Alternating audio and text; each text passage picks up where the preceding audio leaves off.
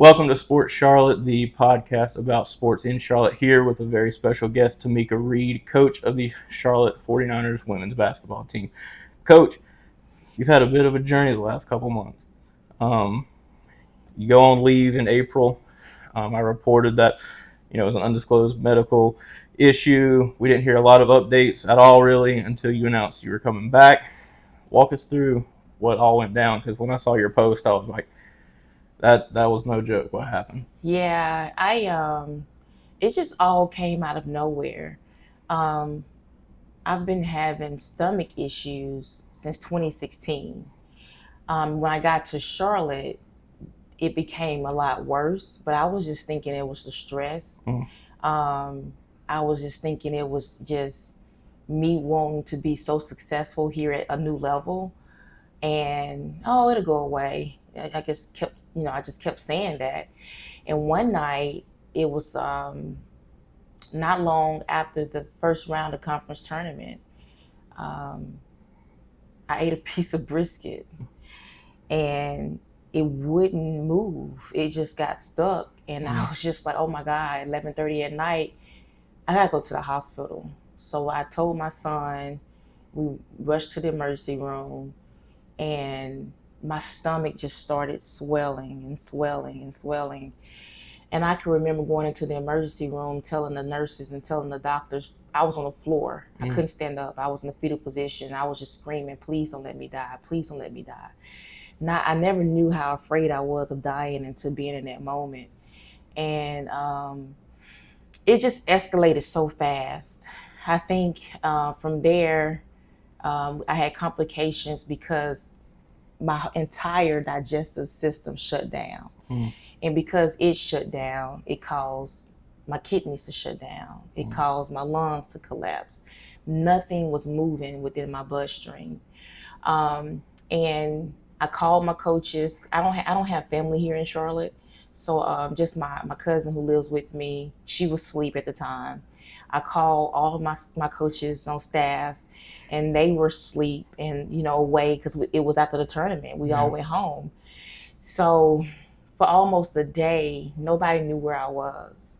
I was already medically induced in a coma. And my cousin woke up and was like, where's Tomekia? And she started calling around, calling different hospitals. And they told her, you need to get up here now. Yeah. And so it just kind of went fast. I was already in the hospital. When they found me, our doctors here at Charlotte helped Reagan and my cousin find where I was. And that's the only information they could share. This is the hospital she's in. This is the room she's in. Yeah. And after that information got out, Chancellor Gaber made a phone call just to the highest administrators at the hospital, just to keep things private, make sure I'm taken well care of, make sure family is comfortable. We just kind of went through that whole ordeal, but it was a while. I was unstable. I had gone through 4 surgeries. My 3rd surgery, my heart was out of whack. They couldn't do anything else because they thought they were going to lose me if they hadn't done any more. So they did the 4th surgery on the 5th day.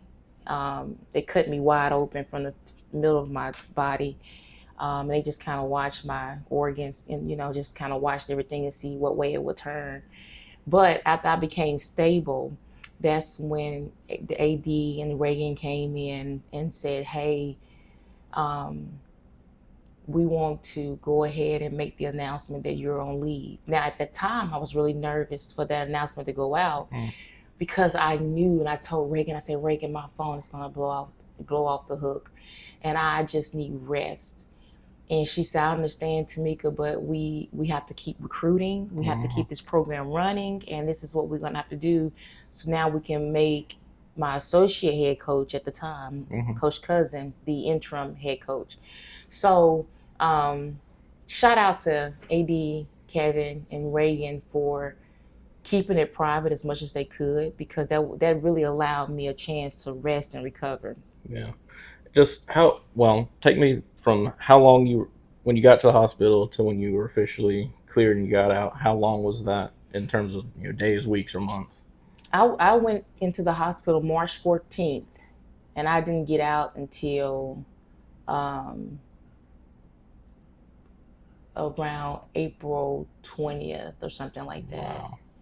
Wow, that's a journey. Yeah. Well, how would you? I guess, and you said the collapsed lungs and everything, but just the hospital itself, how well did they do as far as keeping your comfort level as good as possible for someone that their entire really digestive system and body was failing? And ultimately, do you think their aid helped get you back on your feet? Oh, absolutely. And this is all what I was told.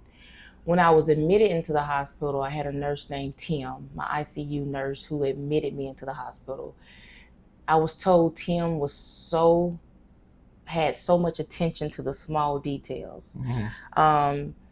And he was just really locked in because there was so much that needed to have been done in a quick, at a quick decision. It had to be done. And I met the doctor who cut my incision, who cut me open. I met the first doctor who did the first surgery. She actually did another procedure for me after I got out the hospital, and she looked at me and she came over my shoulder and she was like, "Tomekia?"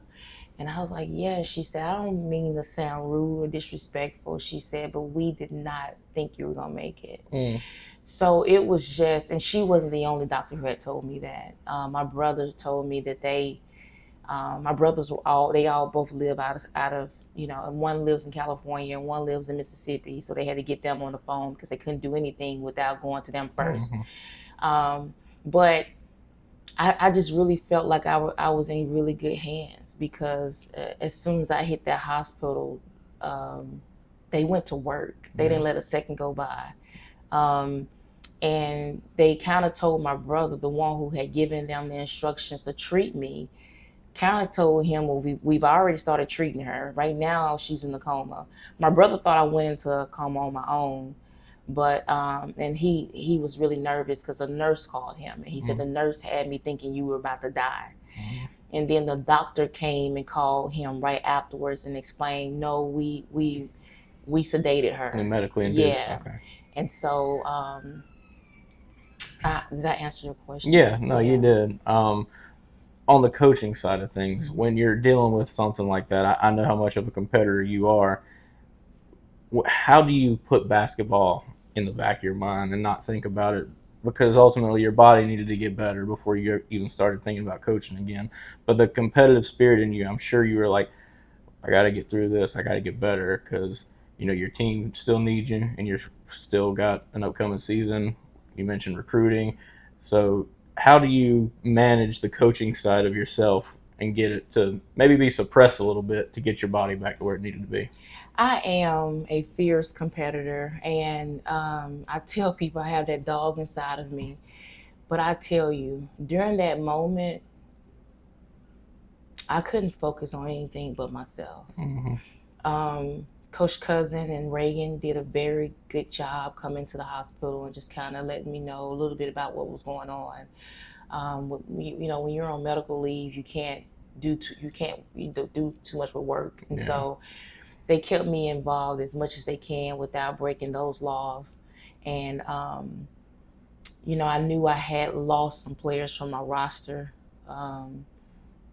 and I knew that they were getting ready to go recruiting. I didn't know if we had what we needed to recruit. I didn't know if we had the funds to do what we needed to do because, as the head coach, you always worry about those things and you kind of go make it happen. But I had no connection, and I could hear the coaches talking about who they were looking at and where they're coming from, but it wasn't registering because I was fighting. And Cam, I'll be really honest. At one point, I wanted to give up. I can remember it had got so rough. I just said, "Lord, if you're ready, I'm ready." So I really couldn't focus on anything else but me at the time. Absolutely. and I know you're a woman of faith, and just how big was your faith in this process and leaning into just like you said, if you're ready, I'm ready. Lord, you got this kind of thing. Yeah. Every time I would close my eyes, they had me sedated, but they would bring me off some of the medication to see my responsiveness and just to make sure my brain was still functioning. Mm-hmm. And so they brought me off a little bit, and every time I would close my eyes, I would see a white light to the left. And I got so afraid. I was like, okay, am I headed this way? I just didn't know what was going on. Mm-hmm. And I would see people with black figures walk past me when I would close my eyes, and they would look down on me. And I just saw people kind of standing in the light area going to the white light. So I would open my eyes and I would look in that area to see if there was a light shining on me from there, and it wasn't. I would close my eyes. Every time I closed my eyes, I could see the white light. I could see the black figures looking down on me and walking off. And so I was just like, Lord, that's when my faith kicked in, like just praying, God, please give me another chance. Lord, I'm not ready yet. I don't have anything in place for my son. I don't have a will. I'm single, so I don't know. I didn't know who would take care of my son if anything happened to me. And I was just begging, Lord, just give me another chance, give me another chance. And I could remember pleading to him. I didn't want to go close. I didn't want to close my eyes anymore. I didn't want to go to sleep because, Lord, I'm not ready to leave. And I just heard the Spirit just tell me really clear, what you're seeing in your sleep, they are protecting you. Mm-hmm. So I knew then that I had protection around me that was going to help me recover. But at that moment, recovery seemed so far away. And I just literally got so tired of fighting. Mm-hmm. Well, just a few more for you, Coach. Can you talk about the job that Coach Cousins did in the interim? I know being away from basketball for several months can be hard, but just talk about how, I guess in a way, easy she made it for you, kind of transitioning back. Coach Cousins, she did a really good job, and